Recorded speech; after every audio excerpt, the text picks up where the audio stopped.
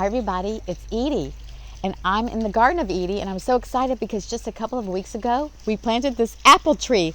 Look at these gorgeous blossoms. I can't wait to have these apples. This is not from this tree, as you can tell. But why am I talking about apples, and why did I grow an apple tree? Because it is spring cleaning month, and apples are one of the best fruits for cleaning the organs and the tissues of the body. Did you know that? And the red skin apples have anthocyanins, and those are so important. And of course, every fruit has antioxidants.